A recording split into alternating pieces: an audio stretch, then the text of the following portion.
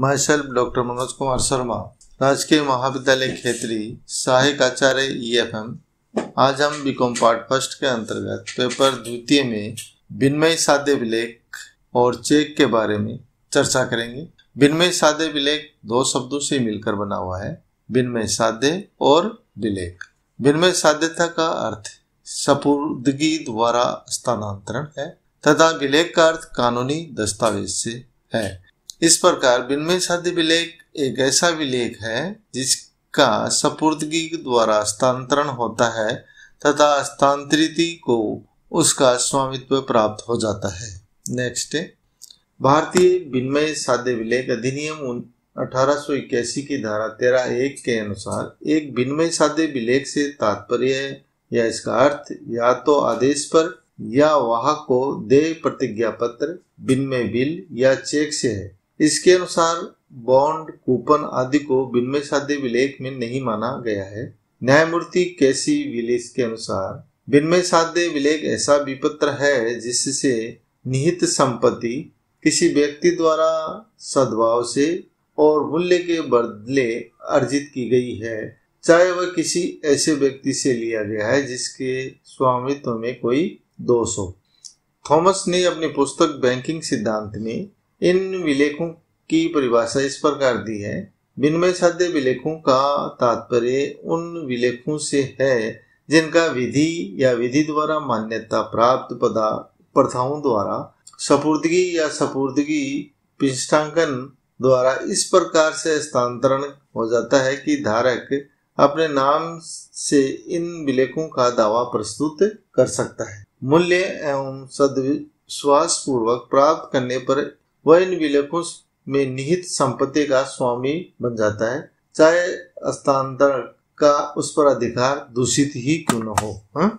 Next, संयुक्त राज्य America में समरूप वाणिज्य संहिता की धारा 3(104)(1) के अनुसार इस अनुच्छेद के अंतर्गत किसी भी दस्तावेज को विनिमय साध्य विलेख कहलाने के लिए ये शर्तें होना जरूरी है। जो पूरा करती है वह निर्माता या आहर्ता द्वारा हस्तांतरित हो, इसमें निश्चित राशि का भुगतान करने की शर्त रहित प्रतिज्ञा या आदेश हो, वह मांग पर या किसी निश्चित समय पर दे हो और यह आदेश पर या वाहक को दे हो। इंग्लैंड में विनिमय साध्य विलेखों में ट्रेजरी बिल, बैंक ड्राफ्ट, लाभांश अधिपत्र, गस्ती चेक, वाहक ऋण पत्र, अंश अधिपत्र एवं बॉन्ड आदि को भी सम्मिलित किया जाते हैं। नेक्स्ट, विनिमय साध्यता। किसी भी विलेख की विनिमय साध्यताओं के 3 आवश्यक तत्व होने जरूरी है। स्वामित्व का स्थानांतरण। किसी भी विलेख में विनिमय साध्य होने के लिए आवश्यक है कि इस विलेख का स्वामित्व हस्तांतरित किया जा सकता है। वाहक विलेख का स्वामित्व हस्तांतरण सपुर्दगी मात्र से ही हो जाता है, जबकि आदेशित होने पर पिष्टांकन पहचान करके ही हस्तांतरण किया जा सकता है। स्वामित्व हस्तांतरण विनिमय साध्यता का प्रथम लक्षण है। श्रेष्ठ अधिकार। विनिमय साध्यता का दूसरा प्रमुख लक्षण यह है कि ऐसे विपत्र के प्राप्तकर्ता हमेशा श्रेष्ठ अधिकार ही प्राप्त होता है यदि उसे इसने सद्भावना, परिपक्वता से पूर्व या मूल्य के बदले लिया हो, चाहे हस्तांतरक का उस विलेख पर श्रेष्ठ अधिकार न हो। वैधानिक स्वामित्व।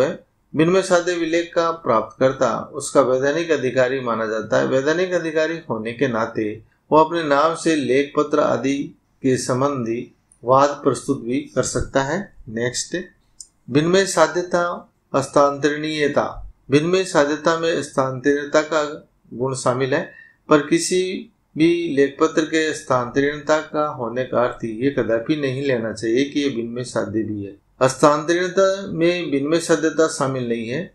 यदि किसी लेख पत्र पर अविनिमय साध्य शब्द लिख दिया जाए तो इसका प्रभाव केवल यह होगा कि उसके प्राप्त करने वाले को विनिमय साध्य लेख पत्र की सुरक्षा नहीं मिलेगी। यदि अहस्तांतरणीय शब्द लिख दिया जाए तो इस लेख पत्र पर हस्तांतरण का अधिकारी समाप्त हो जाता है।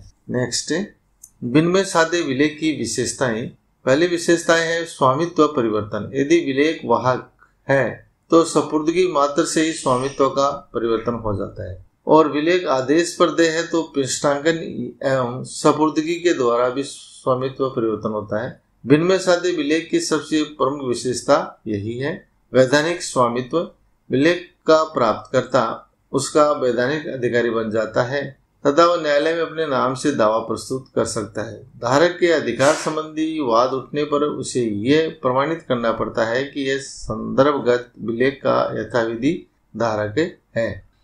शर्त रहित, विनिमय साध्य विलेख शर्त रहित प्रतिज्ञा या आदेश होते हैं। शर्त जोड़ने पर उसे विलेख का विनिमय साध्य विलेख नहीं माना जाएगा। नेक्स्ट, सद्भावना, सद्विश्वास और मूल्य के बदले। विनिमय साध्य विलेख सद्भावना, सद्विश्वास एवं मूल्य के बदले प्राप्त किए जाते हैं। यदि ऐसा नहीं है तो धारक के अधिकार भी दूषित ही होंगे। निश्चित राशि, विनिमय साध्य विलेख के द्वारा एक निश्चित राशि के भुगतान का आदेश दिया जाता है या प्रतिज्ञा की जाती है। किसी वस्तु या सामान देने के आदेश को विनिमय साध्य विलेख नहीं कह सकते हैं। हस्तांतरणशील, विनिमय साध्य विलेख हस्तांतरणशील होते हैं।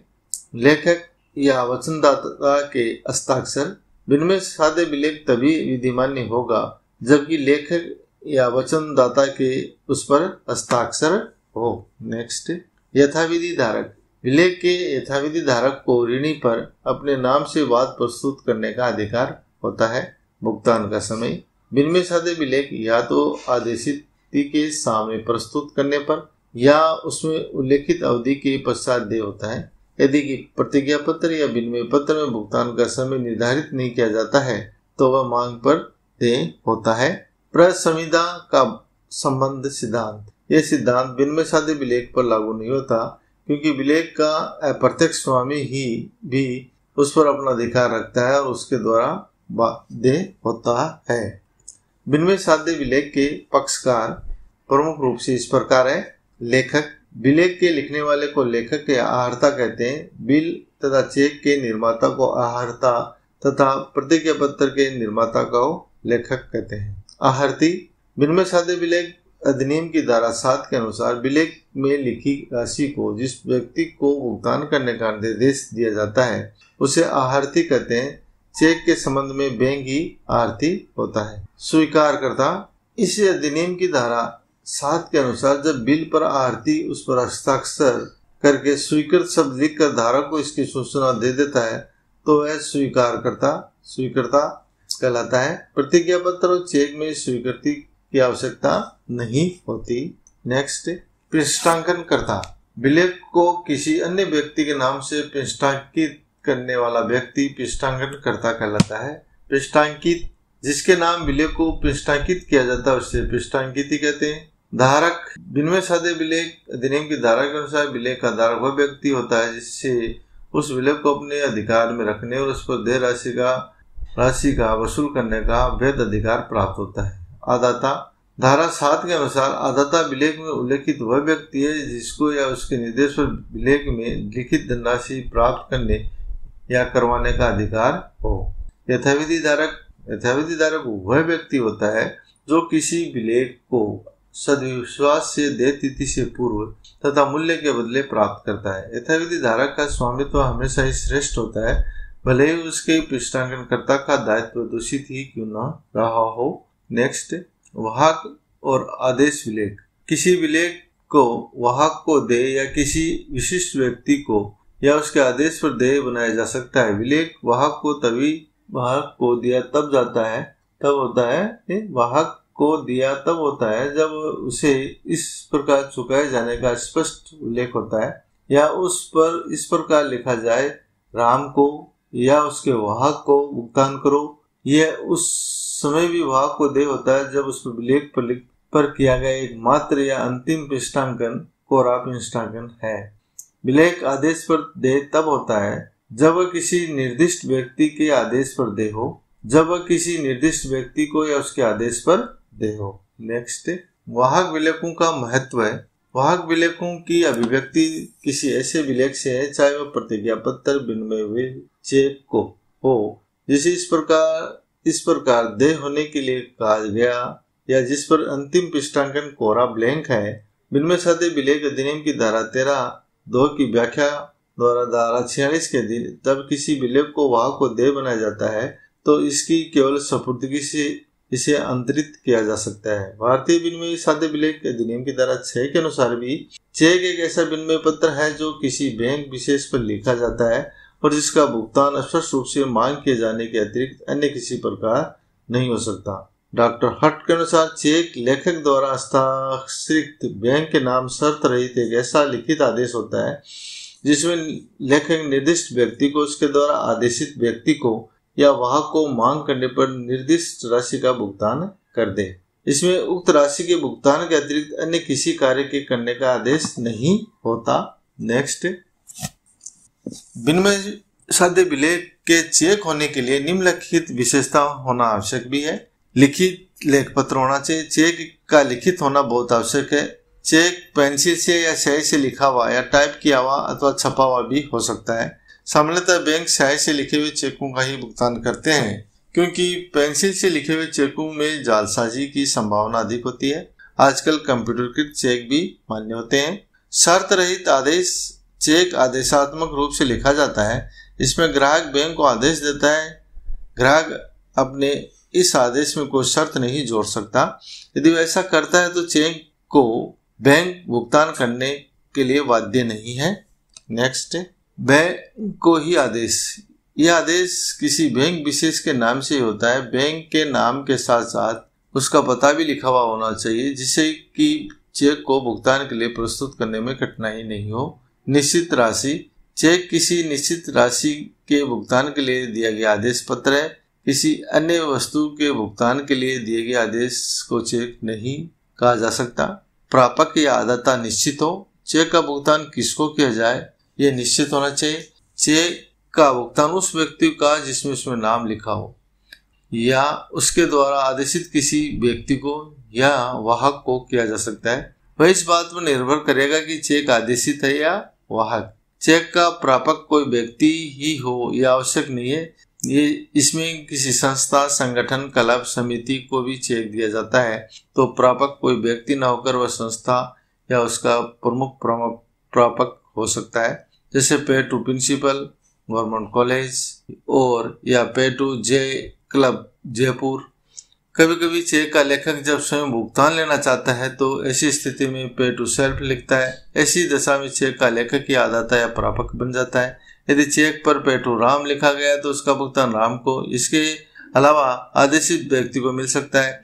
इस प्रकार के चेक का पहचान किया जा सकता है। लेकिन यदि पे टू राम ओनली लिखा हो तो इसका केवल राम को ही होगा, किसी अन्य को नहीं।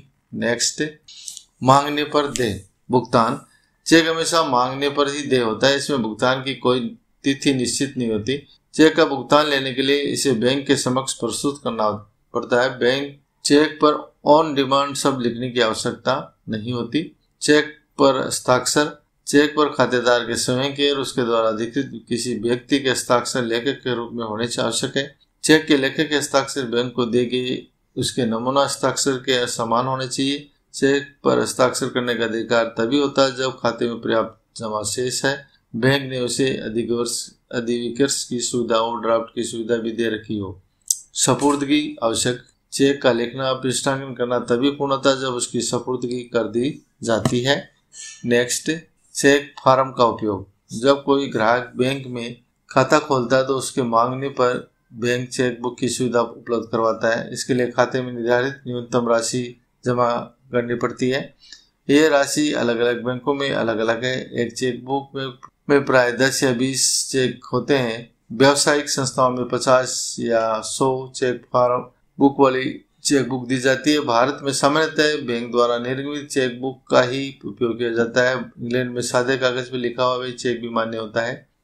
छपे हुए चेक फार्मों का उपयोग करने में बहुत ही लाभ है क्योंकि छपे हुए फार्मों का उपयोग करने से जालसाजी की संभावना बहुत कम होती है तथा भुगतान सुरक्षित भी रहता है। इससे समय की बचत, केवल रिक्त स्थानों की पूर्ति करनी पड़ती है। कार्य सुविधाजनक भी होता है। चेक की प्रतिपूर्ण काउंटर फाइल होने के कारण इसका रिकॉर्ड भी आसानी से रखा जा सकता है। बैंक को इसकी जांच करने और भुगतान करने में विलम्ब एवं कठिनाई नहीं होती। यदि ग्राहक अपने निर्मित चेक का भुगतान रुकवाना चाहे तो भी बैंक को चेक की संख्या लिखकर उसका भुगतान कभी भी रुकवा सकता है जब तक उसका अधिक भुगतान नहीं किया गया हो। नेक्स्ट, चेक के पक्षकार आहर्ता। बैंक को ग्राहक जब अपने खाते में से भुगतान हेतु निर्धारित फॉर्म में बैंक को एक निश्चित राशि किसी व्यक्ति या संस्था या उसके आदेश को या वाहक को भुगतान करने का आदेश देता है तो वह चेक का आहर्ता या निर्माता कहलाता है। आहर्ती बैंक शाखा जिसको ग्राहक ने भुगतान का आदेश दिया है। आदाता वह व्यक्ति या संस्था जिसको धनराशि का भुगतान प्राप्त करने का अधिकार है। वर्तमान में चेक का भुगतान जारी करने की तिथि से 3 माह तक ही वैध है। रिजर्व बैंक ऑफ इंडिया ने वित्तीय वर्ष 2012 से इस अवधि को घटाया कर 3 माह ही कर दिया है। बैंकों को चाहिए कि जारी करने की तिथि से 3 माह के पश्चात बैंक ड्राफ्ट, पे ऑर्डर, बैंकर आदि चेक का भुगतान नहीं करें। Next, thank you.